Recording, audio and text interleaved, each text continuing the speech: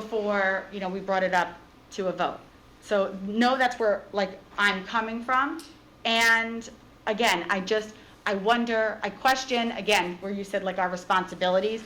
I look at a place like UC Quibble, right? Anyone who drives over there sits in traffic with trucks and diesel, like lined up on your street. Do we take a stand and say like, how do we get these trucks away from our schools? I guess I understand. I just wonder like where our role, like where does our role end? I guess I'm more defined in action for all of our schools. Doing this would, I guess, is something directly we could do. We could do, our students could do. So I guess that's where my brain, I don't know if it's the teacher brain is coming from, but that's how I saw it. Mr. Johnson? All right, great comments from everyone. Prior to proceeding, the very first thing, I have a question for Mr. Rubin. And the question would be, what is the resolution? What is the strength of a resolution? Does it have any teeth, or is it just really a piece of paper? That's my first part. If you can answer that. Well, this particular resolution, as I read it, simply expresses what I would call a sense of the board. You're expressing your opinion on some goings-on about town. It doesn't accomplish anything more than making your position clear and directing that it be shared with the officials and agencies that are listed here so that they know what's on your mind. All right, thank you for that clarity. That was the very first thing. Listening to Ms. Cordino's comments, I'm going to tend to agree with the terms of what is the role. I think most people know I'm probably one of the oldest standing members here, so I fought against power lines being next to the schools, planter clusters, and warehouses being built close to schools, building a physical fitness area. I've been fighting for this for a long time. So I think my record is clear. Also in terms of looking for sustainability, myself along with Alex Lopez, Dr. Payne, Mr. Opitz, across the board, actually fought for that to come in here. We've actually put in for grants. We had Ms. Palermo do so. So we've been fighting for that in the high school for years. Also even bringing back from the MRC and trying to create a green house at the high school. So this is a long-going thing, and we've actually built it behind Kanakamak. So I can always say that I've been trying to champion for what's right. But into your terms of what is our role, I think there was an opportunity to say that, I've praised this board when they've done well, criticized them when they could have done more. And there was an opportunity to address this with the zoning board that sort of fell on deaf ears. So to me, this is a piece of paper expressing an opinion. It doesn't have real teeth to it, but it's more of just optics to say, hey, we could do better. More discussion has to be had, but we actually have to do more. It's a little too late in the game, but other people will prosper, it will bring it to the town and all those things, but when the school was there to stand up for the children, we failed to do so. Whether you wanted that more information, there was a time for that, and that time went by. Could I I add? really saw my time. Anyone else can comment? Ms. Scano? Oh, I was just gonna say, I think, vocalizing our opinion on things that are happening to our students is part of our role, like being advocates for students and the community. This resolution just extends what we believe in, that we see them, that we support them, and even if it doesn't have much teeth to it, in the action, it is an action plan in a way, because we are extending our advocacy for our students and their well-being. So yes. I would only say that, and again, it could be the cynical nature. I question timing that this is coming up when I know that it's an issue that's going to be brought up for the future. Meaning, not necessarily it's an issue for our schools, but because it could be a campaign issue. So that's where I question utilization of school focus.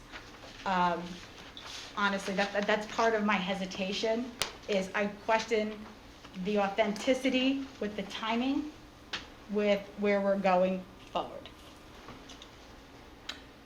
Well, the comment that I have to make is, again, I believe that it is the role of the Board of Education to express its opinions on matters affecting our school children. And if you notice now, because of this issue from last year, the Board of Education now receives, and the school board members receive, DEP notifications when they reach the business administrator, where they hadn't in the past.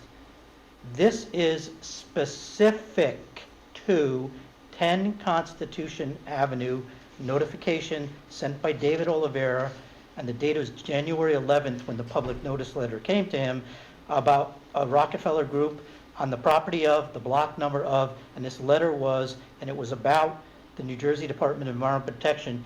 And at that particular time, no action was taken, so a resolution was written to express the opinion of the Board of Education, which David Rubin so eloquently just explained what this does. And that is what we're voting on, and I will leave it at that. Colleen has a question. Who? Mr. Johnson has a comment. Mr. Johnson?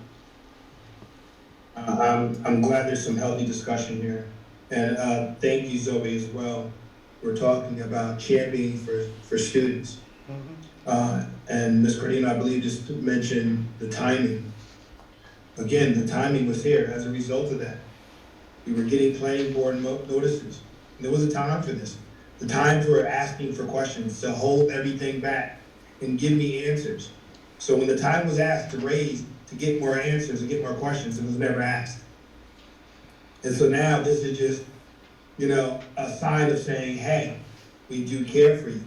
And yes, give us more information, because again, it has no legal teeth to it. But if we're going to be real here, and we're going to stand on a platform, and we're going to advocate for children, then we can't pick and choose when we do that. Is there any other discussion, any other comments, any that people want to express? Then, Mr. Board Secretary, will you please call the roll? Ms. Scotto? Abstain A, yes to all other items.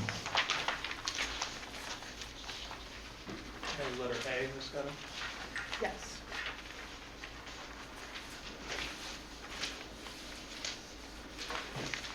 Ms. Smith?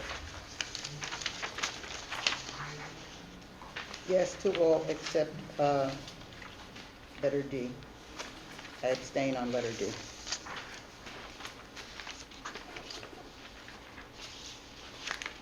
Mrs. Corodino? Yes to all. I'm also going to abstain on D for now. Mr. Johnson? Yes, did have a question, legal question for David before the close of the vote. When this came up before, one of the members had to be excused to protect their right. I just want to make sure you offered that same right to that individual that might have been on a planning board or something like that. I don't want the individual to be scrutinized or could be legal trouble. Well, I believe the member that you're talking about abstained on that resolution, if I understand correctly. Okay, I just want to make sure I can hear it clearly. I have to protect everybody, just like you. Right? Thank you.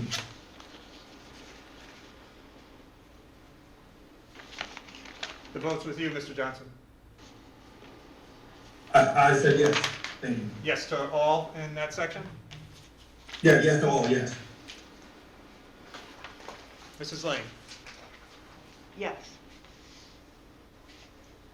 Ms. Rashid? Yes. Ms. Cherry? Yes. Dr. Connors? Yes.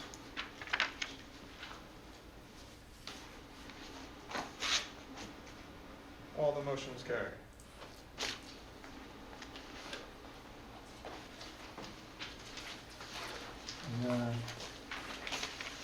I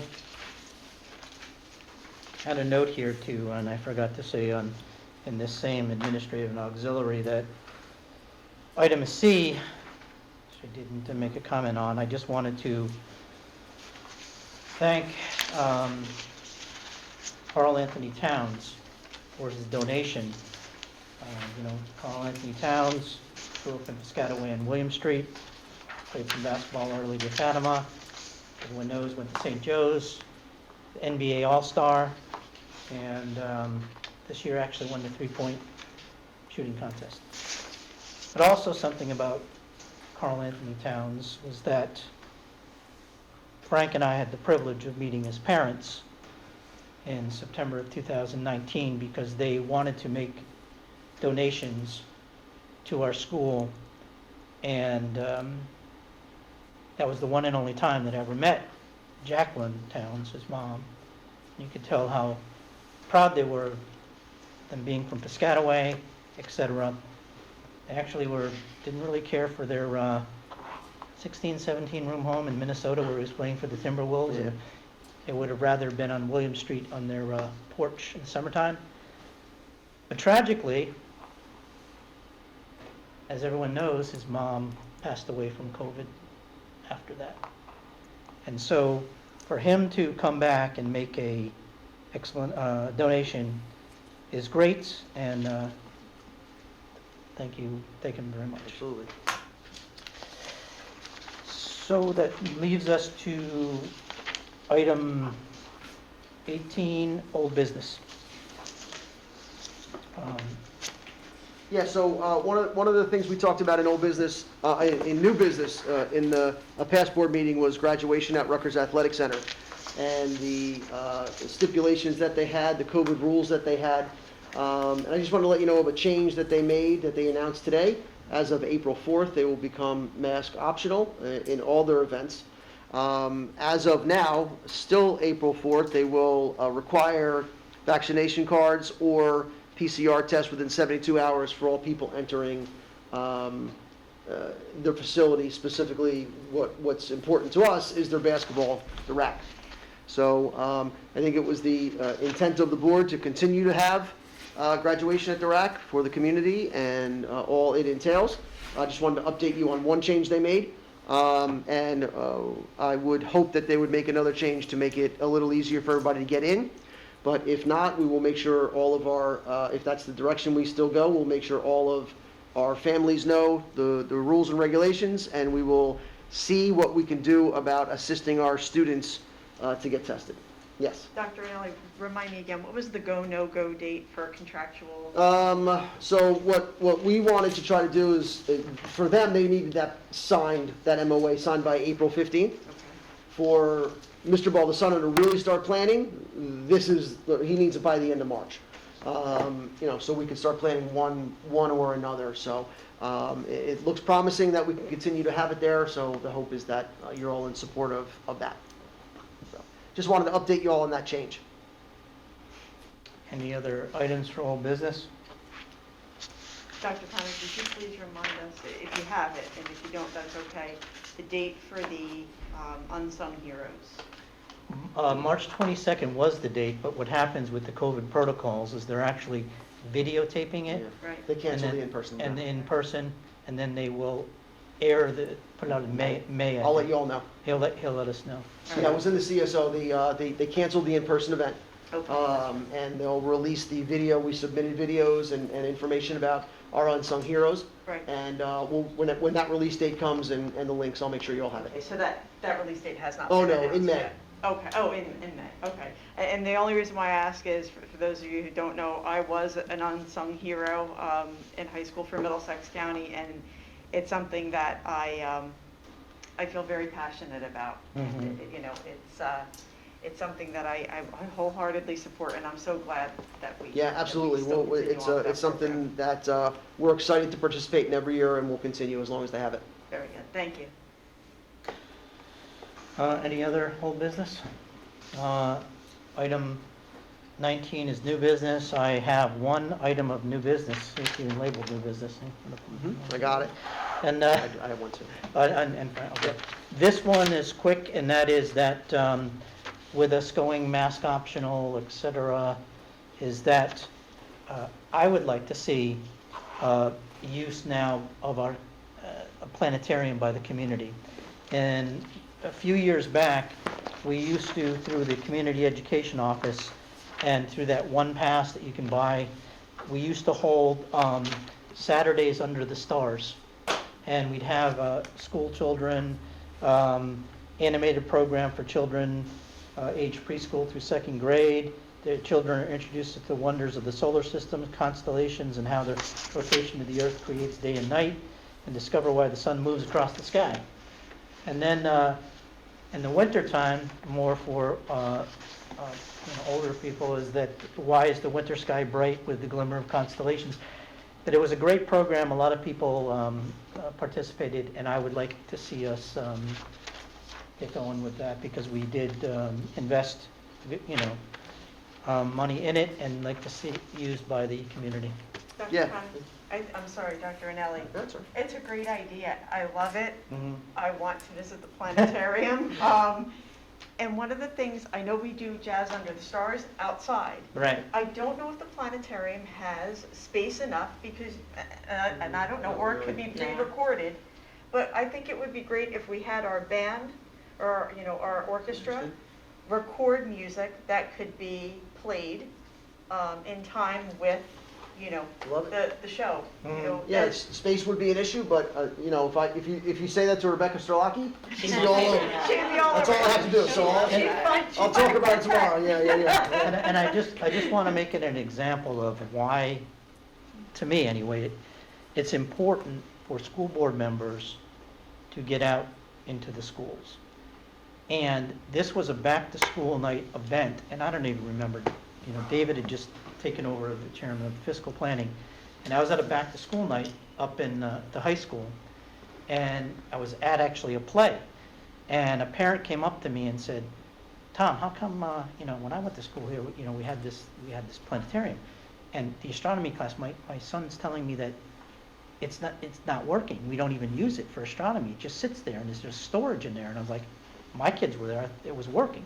So I went back to David, and we looked at it, and it turned out that this Motorola system that looked basically like Star Wars R2D2 that shoots up was obsolete.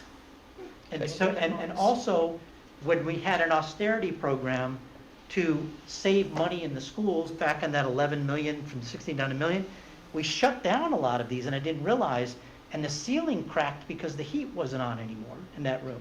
So he actually found somebody that we thought was like Michelangelo of whatever, and actually went in there and like scraped it and painted it.